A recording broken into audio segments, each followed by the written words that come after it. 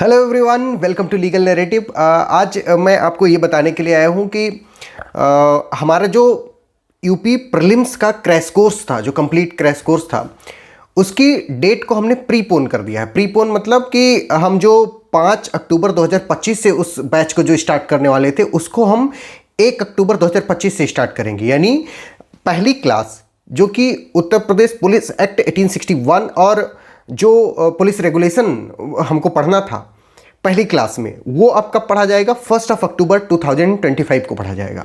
अब ऐसा हमने क्यों किया? क्योंकि हमारे बहुत सारे बच्चों का ये था कि सर अगर उसको अर्ली स्टेज पे स्टार्ट कर दिया जाएगा तो थोड़ा बेटर रहेगा, क्योंकि हमारी पूरा टारगेट है कि जो यूपी ईपीओ का प्रीलिम्स का सिलेबस है, चाहे वो जीके जीएस हो, चाहे वो लॉ हो, सब कुछ थॉरोली कवर करके इस तरह से मजबूत हो जाना है। वो भी कब तक? जब तक फॉर्म फिल करने की और उसको अमेंड करने की डेट है, यानी 24 अक्टूबर तक।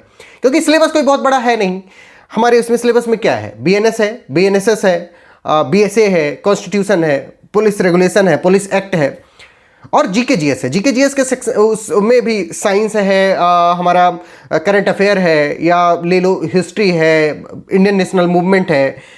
अब बहुत सारे लोगों के दिमाग में ये डाउट आ रहा है कि सर उसमें इंडियन ज्योग्राफी पर्टिकुलरली ऐसे वर्ड नहीं दिया हुआ है, या यूपी के बारे में पर्टिकुलर की यूपी की जीके आएगी, ये वाला पर्टिकुलर वर्ड नहीं दिया हुआ है।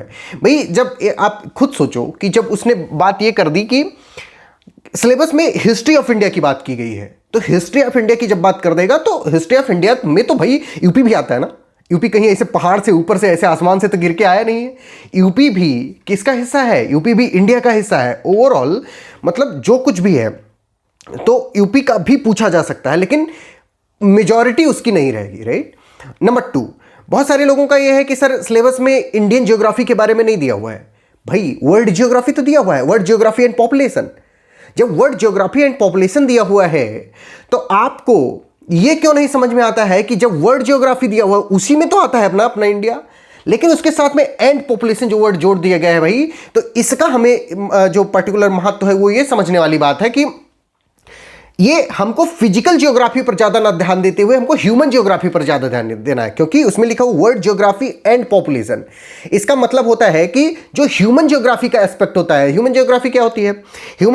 अगर आप लोगों को ये आइडिया नहीं हो कि ह्यूमन ज्योग्राफी क्या होती है, तो आप यूट्यूब पे सर्च करना कि geography first lecture by legal narrative, तो आपको वो मिल जाएगी कि what is the human geography. लेकिन हम आपको थोड़ा सा ब्रीफ में बता देते हैं। ह्यूमन ज्योग्राफी वो होती है जिसमें हम जो पॉपुलेशन होती है उसके डिस्ट्रीब्यूशन की स्टडी करते हैं कि कौन सी पॉपुलेशन, मतलब कितनी ज़्यादा डेंसिटी किधर है, कहाँ पे सहारा, अगर मान लो अगर कोई रेगिस्तान है तो उसमें कैसे, मतलब जो वहाँ की पॉपुलेशन है वो कैसे रहती है, कौन सी फसल उगाती है, कितनी पॉपुलेशन डेंसिटी है वहाँ पे, या उनकी एजुकेशन कैसा है। ये ह्यूमन ज्योग्राफी होती है कि जो ह्यूमन है वहाँ की ट्राइब क्या है, वहाँ के लोग कैसे हैं, उनका कल्चर कैसा है। तो ये सब जो होता है वो ह्यूमन ज्योग्राफी के अंतर्गत आता है। कई बार लोगों को लगता होगा कि ये तो पॉलिटी का या सोसाइटी का हिस्सा है। नहीं, ये ह्यूमन ज्योग्राफी का हिस्सा है। और उसमें जब वर्ल्ड ज्योग्राफी के साथ में वर्ड जोड़ दिया गया है क्या? पॉपुलेशन। मतलब हमको ह्यूमन ज्योग्राफी यानी पॉपुलेशन के बारे में स्टडी करके, मतलब मेनली पॉपुलेशन के बारे में स्टडी करके जाना है हमको। हम हो सकता है कि हम ये ना जाने कि कामचटका प्लेट्यू किधर है, राइट। लेकिन हमको ये बात पता होनी चाहिए कि जो ट्राइब रहती है, मान लो कि जिनजियांग प्रोविंस ऑफ चाइना में कौन सी ट्राइब रहती है, या कजाकिस्तान की ट्राइब का क्या नाम है, या सऊदी अरेबिया में जो भी ट्राइब रहती है उनका क्या नाम है। ये थोड़ा थोड़ा वो होना चाहिए। जैसे आप लोगों ने एक सुना होगा कि जूम कल्टीवेशन होता है, मतलब फ्लैश एंड बर्न कल्टीवेशन भी कहते हैं। उसका नाम, अलग अलग नाम, कहाँ कहाँ पे कौन कौन सा है, राइट। तो ये सब किस एस्पेक्ट में आ जाते हैं? वर्ल्ड ज्योग्राफी के एंड पॉपुलेशन वाले एस्पेक्ट में आ जाते हैं। तो हमको ये दिमाग में रखना होगा।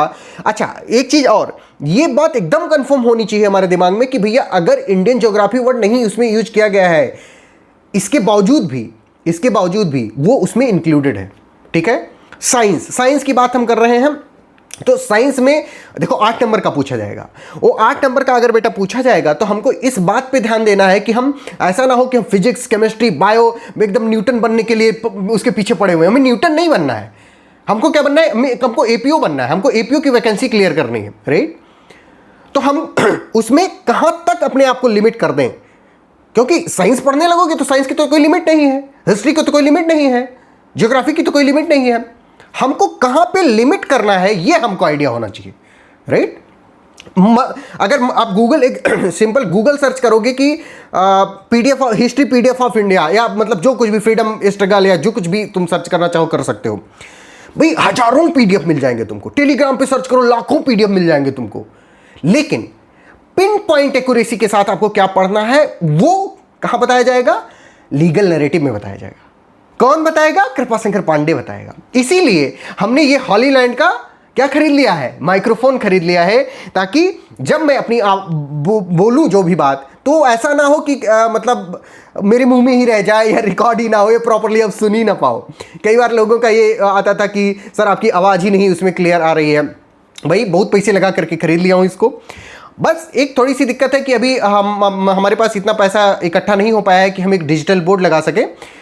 धीरे धीरे हो जाएगा पैसा। मान लो कि अगर इस बैच में हम डिजिटल बोर्ड लगा करके नहीं पढ़ा पा रहे हैं तो कोई इश्यू उतना नहीं है।